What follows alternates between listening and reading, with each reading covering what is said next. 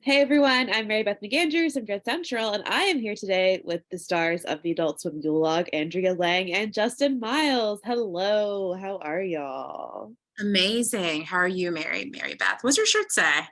Nightmare on Elm Street. Love it. A classic. Yeah, Love it.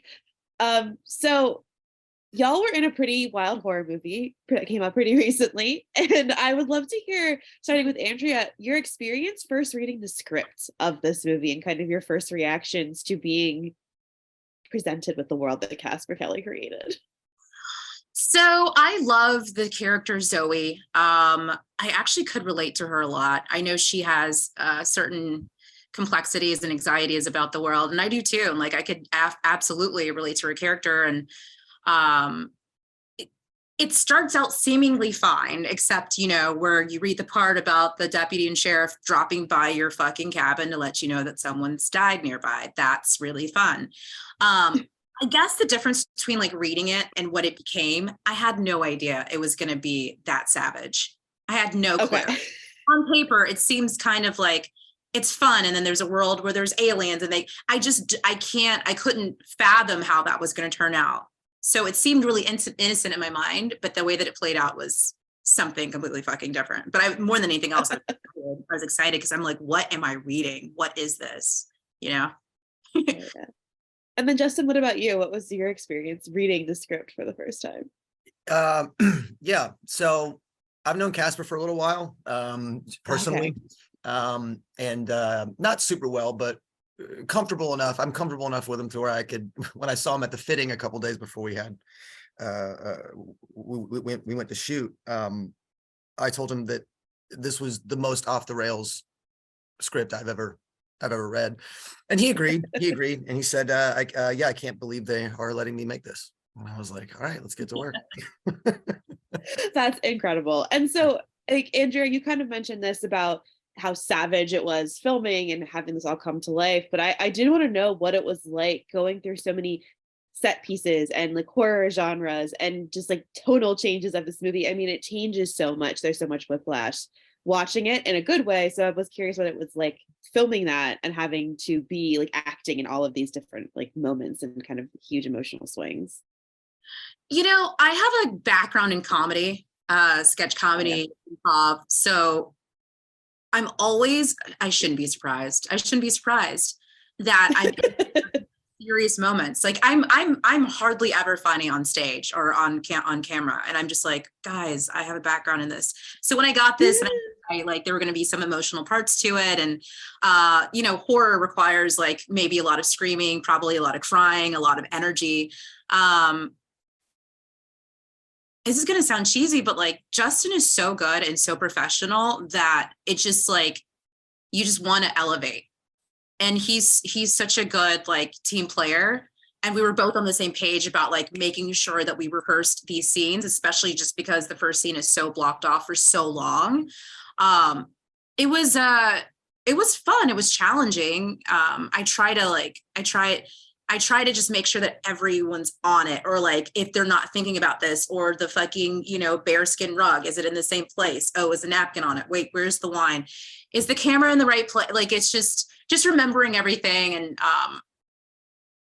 yeah, it was fun. It went from serious to crazy to aliens to You're having a hard time describing the movie, aren't you? You're having a very difficult time describing. Well, it was just all over the place. Yeah, it was all over the place. What about you, Justin? Remind me of the question.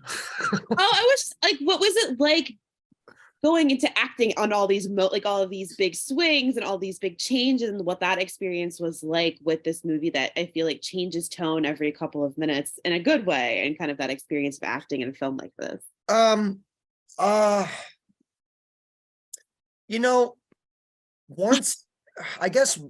Once the log becomes sentient and starts flying around, spoilers, once the log starts flying around, I really do feel like that's the first big change. All the way up till then, I think the big 17 to 20 minute oneer is pretty grounded and naturalistic, or at least we tried to come off that way. And then we get to start swinging for the fences. I thought it was a really cool opportunity to be able to play. I mean, we're essentially taking 4 different genres of horror movie and slamming them into one thing. I thought it was actually pretty, it was pretty great to keep switching genres and keep switching things up and keep the audience guessing, because it keeps, you as a performer, it keeps you guessing. So I relished that opportunity. I thought it was really, really cool.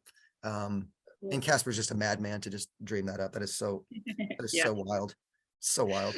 Well, and you both mentioned like that 20-minute like long take at the beginning. And how hard was that? Because you mentioned also, Andrea, like wanting the continuities and making sure everything was in the right spot. But I mean, how hard is that as a performer, and how challenging is that to have to do this, what is supposed to feel like 20 minutes of all just uninterrupted acting? Like, what was that also like? I think my biggest panic attack came when we got the script.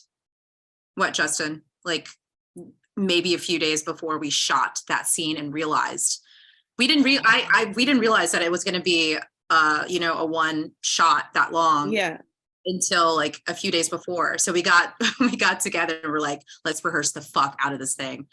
So that was the biggest part for me. But I mean, once we got in the flow and added the more characters that come to the cabin, once we got in our flow and we rehearsed it a couple times, it just gelled. And it was just interesting seeing which take he decided to use. Did you ever do it, like, did you do it all together? Like, did you do it all in one long take? You did the whole thing from start to finish, or did you break it up at all? We broke it up in over the course of 3 days. We had essentially the first day of principal photography was me and Andrea. Second day was me and Andrea plus the sheriff and the deputy, my buddy Jonathan Pulowski. Deputy Cletus. And then the third day was adding in, I think third and fourth day was adding in the all the other the podcast crew coming up. So we were able to bust that up into 3 little segments. But yeah, it was daunting. Although, it's been a long time since I've been on a stage, like doing a straight play. Excuse me. It's been years. But it is so funny how it really will, because we really only had one rehearsal. Like me and Andrea met the night before, I think we shot at her house, or night before. And then we got together with the parking lot an hour before our call time with the podcast crew to just run lines. But it is so interesting how it is such a muscle memory, like just being on a stage and walking through your blocking will really stick stuff in your brain in a way that you're really not even aware of. You know what I mean? Unless you've done it, I guess it's really hard to understand, but that the spatial reasoning of where you are, it helps you get through it. It's not as tough. It's not as daunting as you'd think. Cool. I used to do theater, so I guess it is very similar to like doing that, like theater stuff. But yeah. And then, so are either of you horror fans? Either, both? Do you guys are horror? Justin, Andrea, are you a horror fan? Am I a horror fan? Yes. That explains a lot about me. Okay, so then do you remember the first horror movie you ever saw? Like, what were both of your first horror movies you ever saw? Justin, I'll start with you. Yes, it's a movie that it's so funny. I'm going to Google this right now because I was talking about the other day. It was called Monster in the Closet, or Monster in My Closet. It's Monster in My Closet. I'll find it. But I mean, my mom got me on Monster in the Closet. I'll figure. 1987, Monster in the Closet with Donald Grant. This might be it. Yeah, this might be it. Anyways, I remember that leaving like an indelible impression on me. I got nightmares for years as a kid. Like, I mean, I had nightmares almost every single night terrors. But I loved horror movies so much that I couldn't stop. I was like, it was a sickness, really. It was a sickness. Because my mom, I'd wake up screaming and she'd be like, you have to stop watching this stuff. And I'm like, can't do it. Like, you know what I mean? So yes, I think Monster in the Closet was the first one. I know that for a fact. And then I think the one that left like the biggest impression on me was Tobe Hooper's Chainsaw Massacre. Ooh. Absolutely. Absolutely. That was, and it's still to this day. I mean, it's amazing. I watched it a couple months ago. It's such an incredible movie. I want everyone to see that movie. Absolutely. And it's not as gross as people think it is. It's the concept that's gross. It's absolutely not. Yeah. God, in that final shot, in the final shot, man, of her getting away, of Sally getting away. Oh God, he's swinging that chainsaw. That's like the most beautiful shot in horror history. Like every other horror movie wishes that they could be that cinematic. You know It's what I mean? true. I It's true. agree. And people have tried to redo it, and they can't. Yeah. You can't capture it. You've watched the new one. You watch the new one. Yeah, exactly. Exactly. But Andrea, what about you? Do you remember your first horror movie and a horror movie that left like a massive impression on you as a young kid? Basket Case. Oh my God. Hold on. How old were you when you saw Basket Case? I know, right? Age revealer. I think I was like 2. I'm just kidding. I don't remember how old I was, but I remember thinking to myself, the fuck is that? Literally in a basket case. The one that really screwed me over would probably have to be It. The first one. Yeah. Yeah. Because I remember the clown. This is how weird it was. Because I remember the clown in my hallway of my house, and I was home alone. I think I just like come home from school, and I could see him walking down the hallway, and I was clawing at the window. Don't ask me why I didn't open up the fucking door and just step outside. I have no idea. It was bad. And then that's the one that really, really got me, that damn clown. So Basket Case and It, those were the ones that really screwed me over. Basket Case. Oh man, that movie messed me up as an adult. So I can only imagine watching it as a kid. I don't think I've seen this one, y'all. Write it down. Oh, it's like peak, like sleazy New York in the 80s kind of horror movie. Like it's just gross, but From it's 82? really good. Yeah. Okay. Check it out. I will look this up.